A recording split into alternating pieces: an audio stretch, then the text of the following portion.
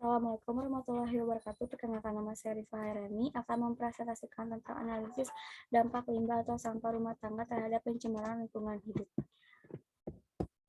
Pembahasan yang akan dibahas yaitu pertama pengertian, yang kedua dampak limbah rumah tangga terhadap pencemaran lingkungan hidup, yang ketiga hambatan dalam penanganan limbah rumah tangga terhadap pencemaran lingkungan hidup, yang keempat itu cara penanganan limbah rumah tangga terhadap pencegahan pencemaran lingkungan hidup, dan yang kelima itu kesimpulan.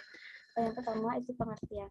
Sampah atau limbah rumah tangga adalah sampah yang berasal dari kegiatan sehari-hari dalam rumah tangga yang tidak termasuk tinjak dan sampah spesifik. Dampak limbah rumah tangga dapat mempengaruhi terhadap pencemaran lingkungan seperti penurunan kualitas air, maka akan mempengaruhi terhadap tingkat kesehatan bagi orang lain. Berdasarkan pasal 1 angka 20 Undang-Undang Nomor 32 Tahun 2009 tentang perlindungan dan pengelolaan lingkungan hidup, limbah adalah sisa suatu usaha dan atau kegiatan, sedangkan limbah rumah tangga adalah limbah yang dihasilkan dari satu atau beberapa rumah. Sedangkan berdasarkan peraturan pemerintah nomor 81 tahun 2012 bahwa sampah rumah tangga adalah sampah yang berasal dari kegiatan sehari-hari dalam rumah tangga yang tidak termasuk tinjak dan sampah spesifik. Adapun sumber limbah rumah tangga sebagai berikut. Yang pertama itu limbah organik. Limbah organik merupakan segala limbah yang mengandung unsur karbon atau C, sehingga meliputi limbah dari makhluk hidup, misalnya kotoran hewan dan manusia seperti tinja atau feses, berfungsi mengandung mikroba patogen. Yang kedua itu air seni atau urin, umumnya mengandung nitrogen dan fosfor. Dan ada sisa makanan seperti sisa sayuran, wortel, kol, bayam, salada, dan lain-lain. Lalu kertas, kardus, karton, air cucian, minyak goreng bekas, dan lain-lain. Yang kedua itu limbah anorganik. Berdasarkan pengertian secara kimiawi, limbah yang tidak mengandung unsur karbon seperti logam, misalnya besi dari mobil bekas atau pekakas, dan aluminium dari kaleng bekas atau peralatan rumah tangga. Kaca dan pupuk anorganik misalnya yang mengandung unsur nitrogen dan fosfor. Limbah-limbah ini tidak memiliki unsur karbon sehingga tidak dapat diurai oleh mikroorganisme. Pembahasan yang kedua itu dampak limbah rumah tangga terhadap pencemaran lingkungan hidup. Limbah rumah tangga dapat mempengaruhi terhadap kualitas air, sehingga terjadi pencemaran terhadap air, misalkan air bekas mandi dan air cucian. Air yang tercemar tidak dapat digunakan lagi untuk keperluan rumah tangga. Air yang sudah tercemar dan kemudian tidak dapat digunakan lagi sebagai penunjang kehidupan manusia akan menimbulkan dampak sosial yang sangat luas dan akan memakan waktu lama untuk memulihkannya. Padahal air yang dibutuhkan untuk keperluan rumah tangga itu sangat banyak. Dampak lainnya itu dampak dalam kesehatan, yaitu dapat menyebabkan dan menimbulkan penyakit. Potensi bahaya kesehatan yang dapat ditimbulkan adalah penyakit diare. Penyakit ini terjadi karena virus yang berasal dari sampah dengan pengolahan yang tidak tepat. Lalu ada penyakit kulit seperti kudis dan kurap.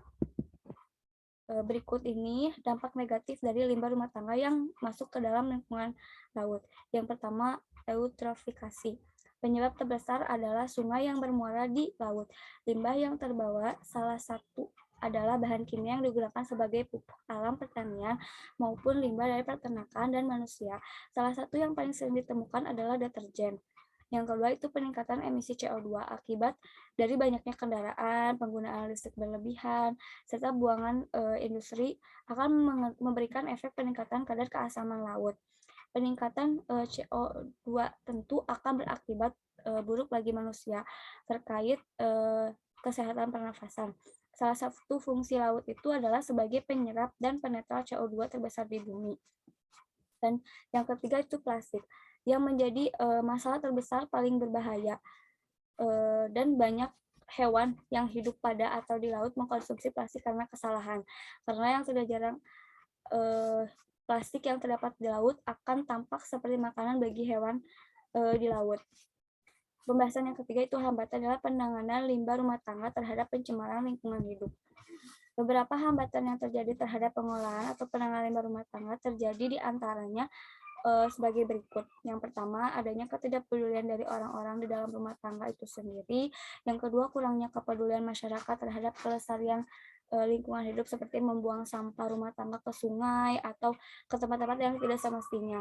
Yang ketiga itu kurangnya tempat-tempat sampah yang disediakan oleh pemerintah. Yang keempat itu kurangnya sosialisasi dari pemerintah tentang pentingnya pengelolaan limbah khususnya rumah tangga. Yang kelima, tidak adanya perancangan dari perusahaan tentang kemasan yang dapat didaur ulang. Yang keenam, kurangnya penegakan terhadap aturan tentang lingkungan hidup. Pembahasan yang selanjutnya itu cara penanganan limbah rumah tangga terhadap pencegahan pencemaran lingkungan hidup.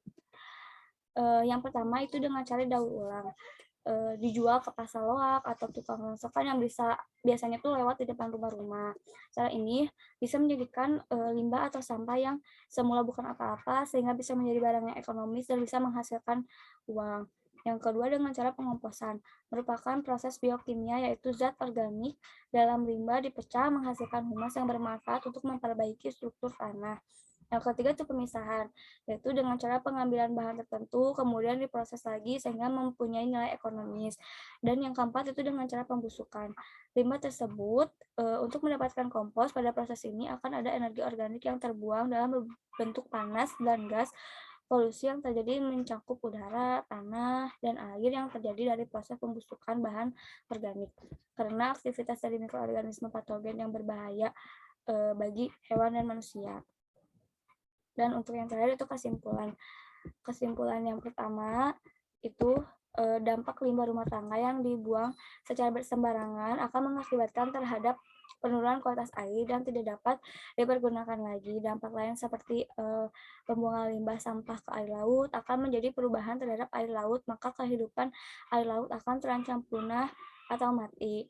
Yang kedua, diperlukannya adanya penegakan hukum terhadap pelaku pencemaran lingkungan hidup seperti memberikan sanksi yang berat, dan terhadap limbah rumah tangga diperlukan adanya aturan jelas dan tegas serta adanya sosialisasi yang terus-menerus kepada masyarakat tentang pengelolaan limbah rumah tangga. Yang ketiga itu hambatan dalam pengelolaan limbah rumah tangga karena adanya ketidakpedulian dari lingkungan rumah tangganya itu sendiri, karena peran dari masyarakat itu sendiri, kurangnya ketersediaan tempat sampah dari pemerintah, tidak adanya perencanaan dan dari perusahaan tentang kemasan yang dapat didaur ulang. Dan yang terakhir itu cara penanganan limbah rumah tangga dapat dilakukan dengan cara daur ulang, pembakaran, pengomposan, pemisahan, dan pembusukan. Sumber artikel yang didapat ini dari link tersebut. Sekian presentasi dari saya. Mohon maaf bila banyak kekurangan. Wassalamualaikum warahmatullahi wabarakatuh.